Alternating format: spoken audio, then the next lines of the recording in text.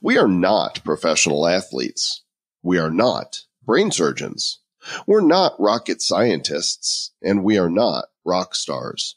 We are not nuclear physicists, and we're not investment experts. We're definitely not financial advisors. We're just two dudes talking crypto on episode number 90 of the Bad Crypto Podcast. 5, 4, 3, 2, 1, 0, ignition. Who's bad?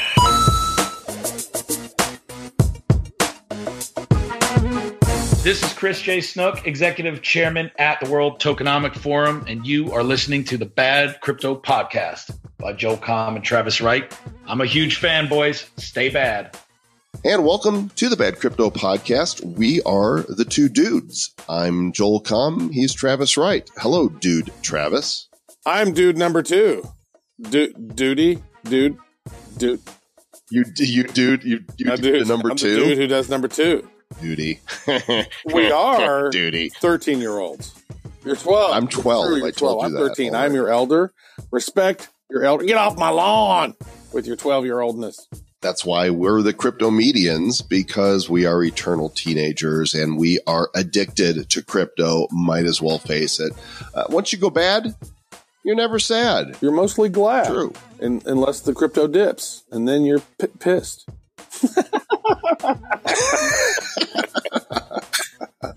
Well, you know who's finally not quite as upset as he was is Abasa Phillips, because he has this workaround for the Zilla app. I think that he actually messaged me that he's rolling it out using like something off of the app store to get it on people's phones. It's called Test Flight. And he sent me a link to try it and some instructions for installing it. So this thing is coming, and you guys can learn more about the Zilla app. It's the marketplace app where you can browse ICOs, upvote, downvote, talk about them, and participate where allowed by law with one tappity tap. ZLA.io/BAD. And that's all the letters that you can handle.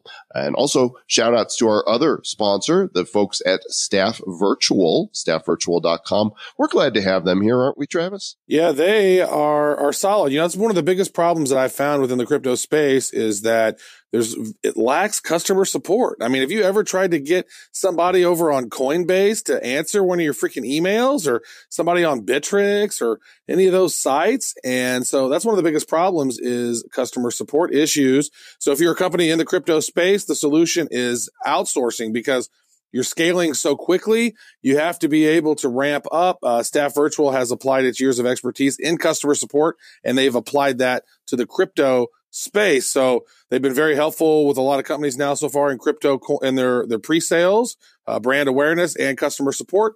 So make the most of your ICO launch and your long-term customer support needs by utilizing some outsourcing there with Staff Virtual for all your crypto needs. You know what, Travis? I think I hear the Bad Crypto hotline ringing. Bad Crypto voicemail. You have one new message. Hey, this is John Thiebert from Texas. Stay bad, guys.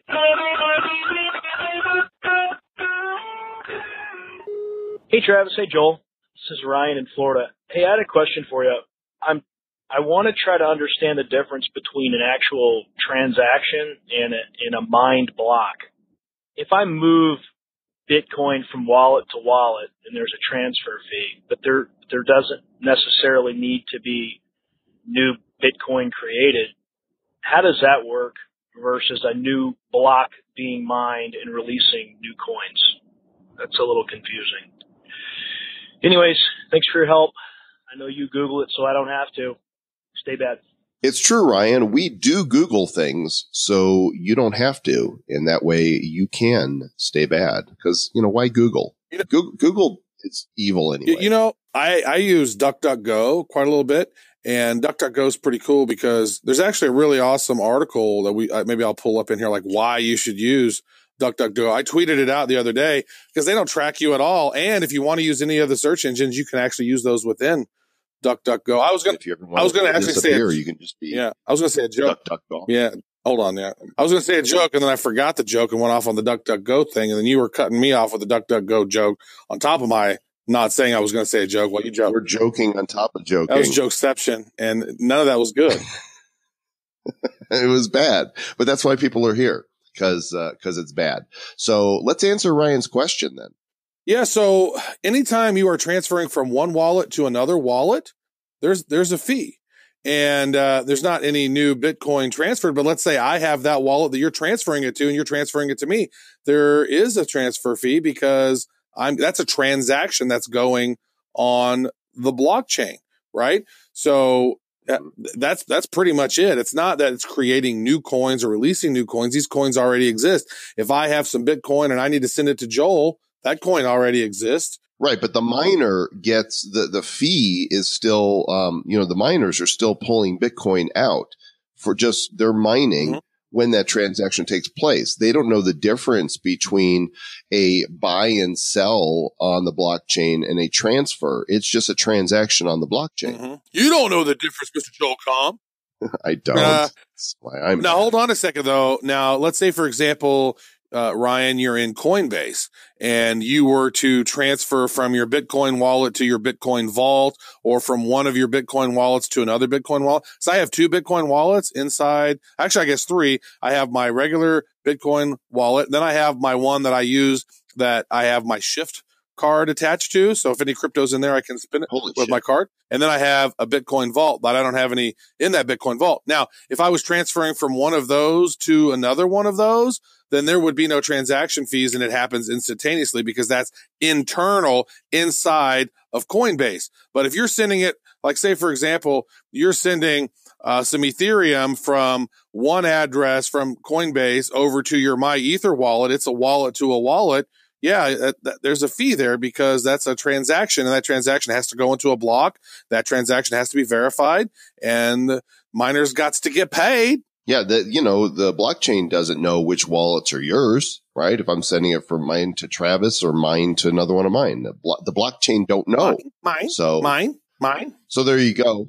We love to hear from you guys. The Bad Crypto Hotline, that number, and you should be able to say it with me. Here we go. 708-885-9030. You could try this at home. It's safe. And we also have the contact form on the website at badcryptopodcast.com. And Greg has written to us. He says, hello, Joel and Travis. Just a quick hello from myself. Oh, that's pretty friendly. Hi, you.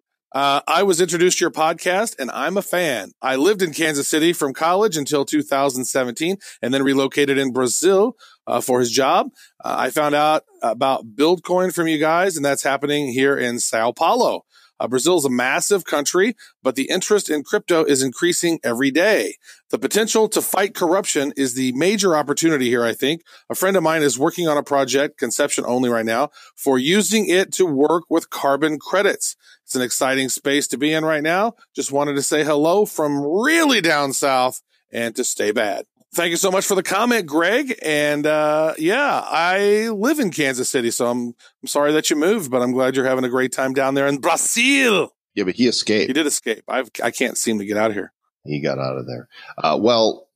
Before we started this show, and I don't mean this episode, before we started this podcast in July, you and I would spend a good deal of time either on Facebook Messenger or on, live video chat talking crypto, right? We would. We were having a lot of fun times about that. First of all, we were commiserating around politics because who wasn't, quite frankly? Who still isn't? I mean, right. I mean, you know what? What's so interesting is like before the 2016 election, most people were very sort of complacent about politics. They didn't care at all. Now, everybody has a pretty stern opinion about something on one side or the other. And I like the fact that people are more awake within politics, but that's kind of how that happened. You and I were chatting politics and then, crypto started creeping in. And then I remember a comment that I made to you about once I understood Ethereum and then we found Ant shares, which became Neo, which was around $2 at the time. And we were having conversations around that. And we were just talking all the time about the cryptos. We were having about a 15, 20-minute conversation multiple times a week. Were we timing those? I don't know that we were timing them, but it seemed to me that we were having, they were at least 10, 15 minutes. Sometimes they were really long. So I bet they were, because time flies when you're having fun. And so today's feature segment, well, it's just two dudes talking crypto. Isn't that what we just do all the time, Travis? Don't we? We're just two dudes talking crypto. Yeah, we're crypto dudes. And are you offended by that term at all, by the way? Do you mind if I call you dude? You know what? As long as you don't call me a crypto dick, because that sounds rude. Dude. Dude. What do you think of calling, have you ever been in a mixed gender group and it's like people say to women, dude, I do that sometimes. Dude. Yeah, dude. It's just a term of endearment. So, this feature is actually a mix of stories and wherever else we go down this rabbit hole. So we've kind of combined the news with the feature because it's just two dudes talking crypto, right? Two dudes talking crypto. Aren't you glad you're here? I'm glad we didn't name that. I'm glad we didn't name our show that. It's two dudes talking crypto. We made for a fun jingle. So, Bitcoin is, at least as of this recording, it could change any minute, right? Because that's how it is. But it's up, and it's up because there was some news that came out of the White House. The White House cybersecurity coordinator and special assistant to the president, Rob Joyce. And he spoke at the Munich Security Conference on the 16th of February and said on CNBC, and I quotify, "I think we're still absolutely studying and understanding what the good ideas and bad ideas in that space are." And he's referring, of course, to Bitcoin regulation and when it would begin to get underway in the U.S.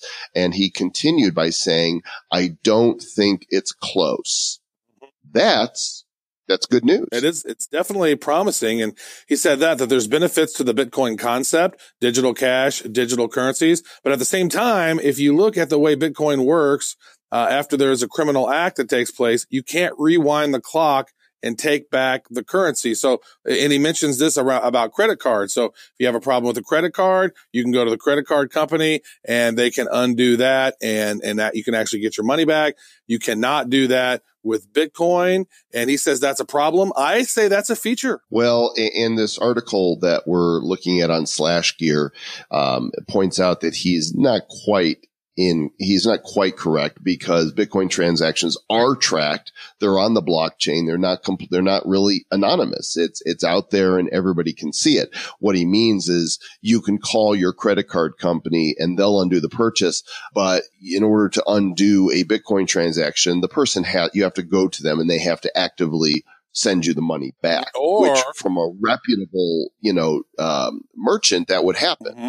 Or with the, the DAO ICO that happened back in the day, like that thing got a bunch of Ethereum stole from it. And then they actually did that Ethereum hard fork, which created Ethereum Classic and then the Ethereum that we know now. So that was such a big hack that they said, you know what, let's go back in time and let's unroll this. So that's, I think, pretty much the only time that has happened, but that was with Ethereum, not Bitcoin. And you know what? I mean, that's one of those things is that it is decentralized. There is nobody in charge of it. And in a lot of ways, that's a good thing. In some ways, it's not, because if you're not secured and you're not completely, wrapped up, so to speak, then people can steal your cryptos, Mr. Joe Com. And speaking of stealing cryptos, this article from Business Insider is talking about how criminals are targeting the crypto rich by abducting them and holding them for ransom. And so they usually abduct people and then they demand anywhere from $1 million and up to say, okay, you're my prisoner now and I'll release you and, won't do whatever if you pay me in Bitcoin, which, by the way, is one reason that I don't even control my, first of all, I'm not crypto rich, right? I'm pretty new to this. So we are still crypto noobs for the most part. Yeah. But yeah, we are. But I'm super careful with it in that I don't even want to hold my keys. They're passed on to a trusted third party. So like I couldn't even get everybody, my what little bit of Bitcoin I have. They would be sorely disappointed, and you know what? That's the worst thing is that having a disappointed abductor. They're like, Yeah, They're going to take it out on you. And yeah, I don't have a whole lot of crypto yet either. And I don't keep my keys. They're in different places as well. And they're actually in different jurisdictions and different places. And, different accounts are in different places because you got to be smart about this. And, it's kind of a crazy thing. I could think that there's going to become a lot more paranoia in the future as these crypto markets gain. We just had a conversation with Ian Bolina, and he said that he thinks that crypto by the end of the year will be $5 trillion to $10 trillion. He's not a financial advisor either, but I mean, if that happens, I mean, that's a 10x to 20x growth. And some of these people are going to get some pretty big fat stacks of cash, and that's going to create some paranoia everywhere you go. You're like, oh my God, is somebody going to try to abduct me? I don't know. It's just kind of weird to think about. Well, there's a number of protections this article talks about that some of these crypto rich are adopting. I know of at least one that has hired a security team that stays outside their houses to, keep them from being harassed. But another is multi-signature, which requires more than one approval before money is transferred. So, just handing over a digital key wouldn't do the trick. That's true. That's a smart approach. Anybody with a lot of crypto is going to do that, and that's going to be frustrating. I think they're better off, trying to rob somebody at gunpoint for their cash and whatever they have on the streets, because anybody with a lot of crypto is going to make it so, sorry. It's one thing to kidnap somebody and make off with the crypto, but if you don't get any, is it worth going to prison for life or letting that person go and say, okay, never mind? Yeah. And just as an FYI, I have a concealed carry. So good luck. I don't think you'll be going to jail if you're trying to kidnap me. We'll be going to your funeral. One of the things we talked about really early in our discussions with us two dudes was about EOS. I remember hearing about EOS, which is a blockchain platform, probably back in May or June of last year. And a contact told me, hey, this is going to be big. It's a really unusual ICO. It goes on for a whole year, like 200 million tokens at the initial one, and then 2 million tokens a day for a year.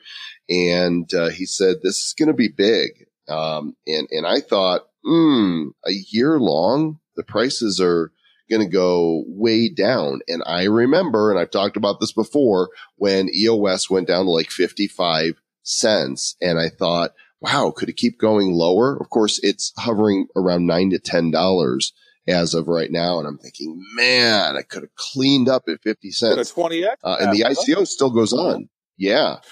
ICO is still going until, June, I think? Yeah. And what's interesting about that ICO is that you typically, because it's still going on, they're giving out, they're selling 2 million EOS every day until June 1st. And what I've noticed is that typically the price that you get on EOS.io by going through that process is less than what you would get it on markets. In some cases, pretty substantially, because it's like how many people are putting in Ether that particular day, and they divide it all out. And so, EOS, now there's a couple of people that I really respect in the crypto space. And one of the smartest people that I've ever met in this space is a dude who's not only talking about blockchains and dApps, but he's talking about multi-chains and side chains and private public side chains and next level 2 years down the road. I think he's about 2 years ahead of everyone. And he remains pretty low key. So I'm not going to call him out, but he said of all the cryptos that he's seen, EOS is the one that has the greatest potential. And if you go through this article, this article is phenomenal. It just goes in depth, talks about EOS as the best funded blockchain project ever. It's collected over $1 billion with their Dutch style ICO that they did. And Brock Pierce mentioned, he's the founder of Block One, that 1,000 dApps are going to launch on the EOS blockchain once it goes live, saying that it's going to be one of the largest software launches in the history of software. And that's interesting. So to me, with EOS, being around 5 billion in market cap, less than $10, I mean, it looks to me like that thing could still go Lambo Moon. Well, it's a really interesting thing because people at the beginning are like, why do you need to do this for a year? But they're letting the free market. One of the problems with ICOs is that if you don't get in quickly and buy the tokens, then you miss. But by really almost decentralizing the ICO by doing it daily, it allows the price to be determined by market forces each and every day. Mm-hmm. And kind of regulates the price the way you don't have that big, huge spike and then the big dumps, right? Like a lot of those ICOs, once they come out of the gate, there's going to be a percentage of them who are trying to get their quick gains, and then the price comes back down. And this right here has stabilized the price. I mean, we did have a pretty sizable dip whenever this thing happened here in early February. It got down to $6, but to me, I was like, oh my God, $6 EOS, sign me up. Well, we've referred to Dan Larimer, Stan's son. Stan, of course, was the godfather of BitShares. He was on the show, and we're going to have Dan on sometime in the near future, hopefully, because he is one of the creators of EOS. Yeah. What's so crazy about this, though, Joel, what I love is that he created BitShares, Dan did, then he created Steam, and then now he's creating EOS. He's taking the learnings from those two prior successful companies that he's built and is applying it to this, but then adding on top of it the magic of smart contracts and dApps. Pretty fascinating project. Now, didn't I hear somewhere that if you're holding EOS in a wallet, that you would also get an airdrop for another token? I'm wondering if airdrops are really the future. That because certain jurisdictions, especially the U.S., you can't participate in ICOs unless you are a quote unquote qualified investor. Airdrops might be the best way to get the word out about some of these tokens. Possibly, Mr. Joel Com. We also have some other stuff in here that is interesting to chat about because we're two dudes chatting about things. So we're not chatting. We're talking. Yeah, we're manly man talking about manly cryptos. Belch fart. Scratch. So there's another article on Crypto Daily in the UK. Millennials, turns out they love the Bitcoins and they hate stocks. Who knew? You millennials, why are you hating on the stocks? Well, there's been a lot of, it's the stocks is kind of an old sort of a thing. And I think a lot of them were probably put off by the financial crisis of 2008. I mean, the stock market lost, $14 trillion during that time. So people aged 18 to 39 seem less willing to take a chance on that. And you know what? I know when that crash happened, I had been sort of expecting a crash to happen just because of how I understood how fiat currency worked. And I've always been waiting for the shoe to drop. And it's been actually not that helpful for me because I missed out on a lot of financial opportunities that I knew. I'm like, you know what? I should invest more in Apple. Like I actually wrote in my son's journal when he was born in 2001, Apple was worth like $13, and they had just released the iMac with that half dome, half moon bottom base with the flat. I was like, oh my God, that was like a couple years before the iPod came out. And I was like, man, with Steve Jobs back, this is great. And so I bought some, and then I should have just kept on buying it because that thing ended up, getting to $700, and then it did a 7 split, and now it's back up to almost $200. And that's like, that's seriously like investing $14 and it turning into, $1,500, right? Every time you could do that. If you go back in time, how often would you have done that? I would have done that a bunch, but I was always sort of waiting for that shoe to drop on the stock market. I was like, man, I saw the tech stock, this tech bubble happen, and now the housing bubble happens, and it's like the stock market to me seems really risky.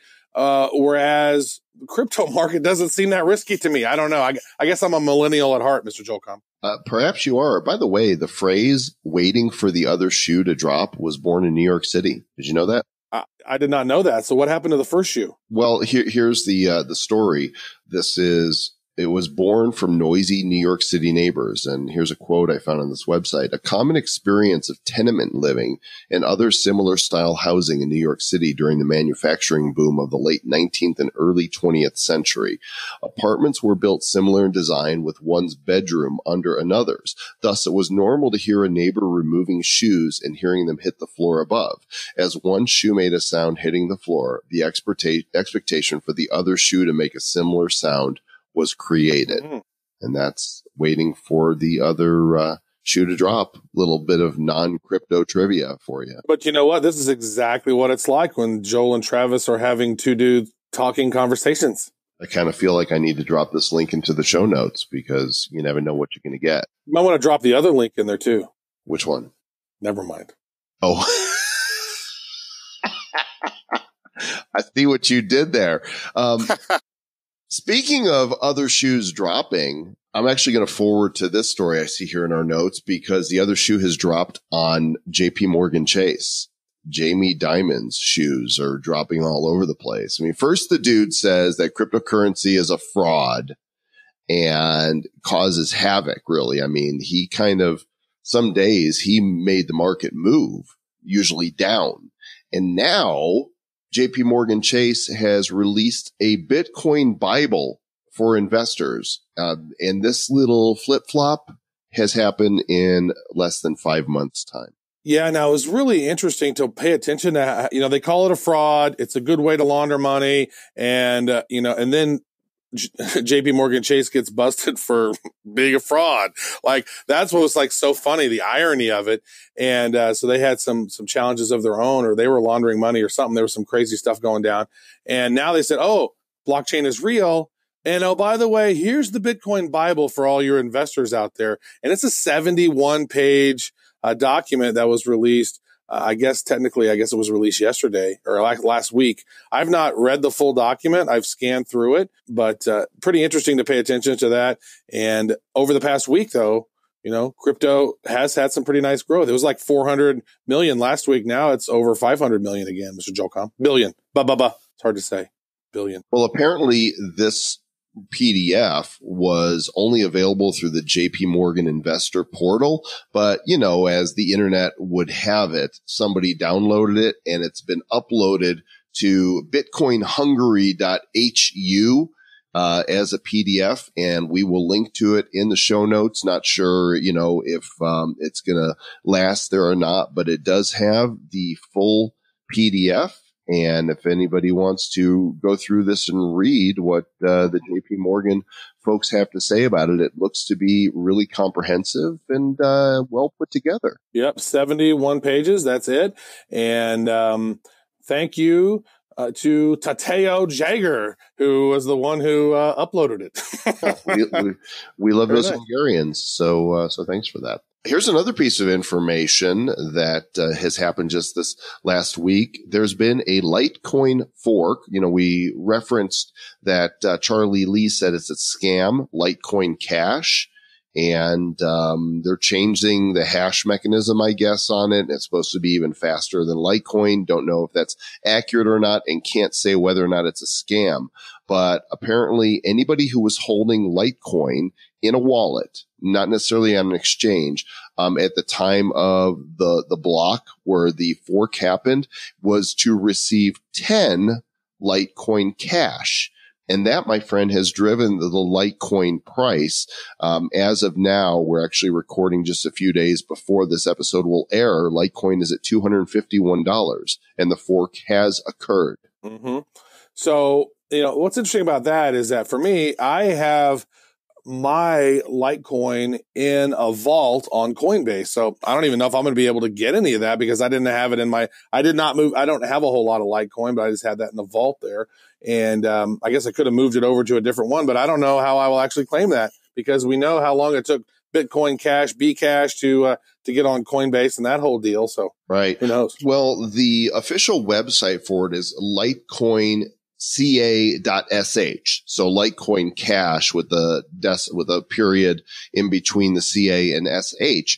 And it tells you what it's all about and allows you to check your balance. So if you put your public Litecoin address, not your private one, in there and click check LCC balance, it will tell you. And I did it. I don't have a lot of Litecoin, but what I have, it showed me that my LCC is waiting for me with 10 LCC for each one Litecoin that I have in that wallet. But in order to get it, you have to transfer to one of their wallets, right? Because you can't, mine is on a Ledger Nano or Trezor or somewhere. You can't get it there on the Ledger Trezor. So you have to download a wallet, and they have a Windows wallet, Linux, Mac, and you can view their source code on GitHub. So I guess that's how you people who know code can tell you if there was some sort of Trojan, in there, if there was a scam. And when you transfer to their wallet, then you're able to get your Litecoin Cash fork. And the only place it's trading right now is on Yobit. And I've read that it was trading for as much as $9 or so. So that means if you have one Litecoin, which is currently $250, that means you would get 10 Litecoin Cash. And if they're trading for about $9, that's $90 in free money right there. Mm-hmm. Yeah, you know what? That's interesting to take a look at. I don't know if I necessarily want to upload my Litecoin into a centralized wallet that may or may not be safe. I know Charlie Lee said it was a scam, so who knows? I'm not moving mine over, and I certainly don't recommend. I mean, some people have done it, but what's the guarantee that your Litecoin will still be there? What if, and I'm not saying this is going to happen. It's unlikely, but what if a big story came out that said, $1 billion in Litecoin have been taken by this scam, and we warned you, right? I guess it's possible. If the website says there's protection, but of course you would say that if you were going to take somebody's money. Again, I have no reason to believe that that's actually the case here. But I'm going to wait for a while. And if Litecoin Cash goes down, all right. And if it goes up, all right. But I would rather make sure that my cryptos are safe than down one of their wallets. Mm-hmm. So, I want to go back to that whole JP Morgan thing just for a moment. I know we just chatted about Litecoin and whatnot, but because we can't get enough of Jamie Dimon. Well, it's not only that, but whenever the day that they released that report, the New York Federal Reserve Bank, they admitted that in a dystopian world, Bitcoin would dominate payment methods. And there's this really fascinating article on Zero Hedge that talks about this. And there were some conversations with a New York Fed economist, Michael Lee and Antoine Martin, and they've republished it here below. But it's completely interesting to read because they think that, they're stuck so much in the fiat currency world that they think people trust fiat currency. And they said, oh, well, if we live in a world without trust, Bitcoin might dominate existing payment methods. Well, you know what? We don't trust fiat currency. I haven't trusted them since I learned fiat currency existed and that it was just created out of thin air. And so, that's why cryptocurrency is so fascinating to me, is that we don't have to have trust because trust is built into the system. And the blockchain, specifically the Bitcoin blockchain, that is the only publication worldwide that is indisputable. Like, it doesn't matter what religion you are, what race you are, what country you're in, you see the blockchain, everybody sees the same copy of the blockchain. You don't argue about it if it's correct or if it's not, because we know that it's correct. And so it's the best. That's one of the reasons why I think, blockchain is one of the best inventions potentially ever for civilization. And at least as it stands now. But speaking of the blockchain, there's an article on CoinDesk that says in 10 years, we won't have blockchains. Dun, dun, dun. Is that because we'll be all dystopian? I don't want to be in a world without blockchain. Well, that's because it will keep evolving, right? I mean, it already is evolving. It's not just blockchain. Now it's blockchain with dApps and blockchain with side chains and multi chains and off the chain. And pretty soon Hashgraph, right? There are those, we've talked about this in the past. There are those that believe that Hashgraph technology will replace blockchain technology. And that's well, potentially, right? That's one. And there's also the Tangle, which is in IOTA. But I mean, within 10 years, and some people have said within 2 years, 3 years, 5 years, quantum computing is going to change the game. So there's going to be new advancements on this. It's going to have similar aspects of what blockchain is. But I mean, quantum computing is not that far away. And, a lot of those, the 256 encrypted hash can be cracked pretty quickly with quantum computing once that thing rolls out. So they'll just evolve, and these cryptos will take on new security measures, and we'll keep on trucking down the road, would be my thoughts on that. But, here's the thing. The best technology doesn't always win. Because, do you remember that time that Betamax tape beat VHS? I do recall that. I actually never had a Betamax. I had a friend of mine who had a Betamax. Well, it didn't happen. And Beta was better. A Betamax was superior technology. in terms of the resolution and storage. There was just Sony in the compactness of the tapes. Sony actually had better technology, but it was centralized. It was all, Sony had it. VHS was more like, I think it was more like an open source where you had a lot of different companies that were using it, and VHS tapes won over the Betamax. Yeah, VHS tapes are so large, Mr. Joel. It's like the size of a book, and then you always have to rewind it. And my gosh, that was some serious first world problems. You're only. I was not always kind. I actually still owe my local Blockbuster some fees, but they're not going to get it. They're out of business. Nah, I outlasted them.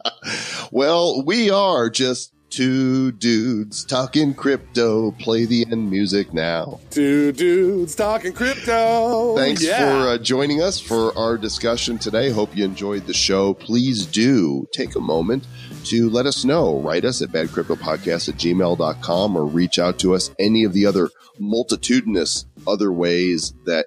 Are you snapping your fingers? Snap my fingers, man. I'm singing two dudes talking crypto in my head. Talking crypto. You have two dudes talking crypto in your head. Two dudes talking crypto in my head. I might have a mental issue. One of them's telling you to buy, the other one's telling you to sell.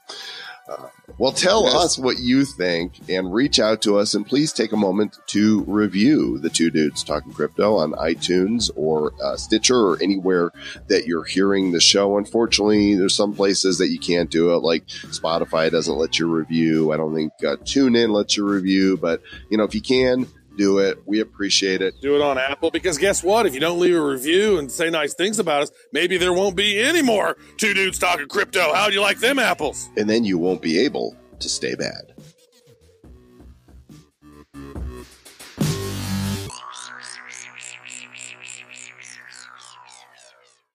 The Bad Crypto Podcast is a production of Bad Crypto LLC. The content of the show, the videos, and the website is provided for educational, informational, and entertainment purposes only. It's not intended to be and does not constitute financial, investment, or trading advice of any kind. You shouldn't make any decisions as to finances, investing, trading, or anything else based on this information without undertaking independent due diligence and consultation with a professional financial advisor.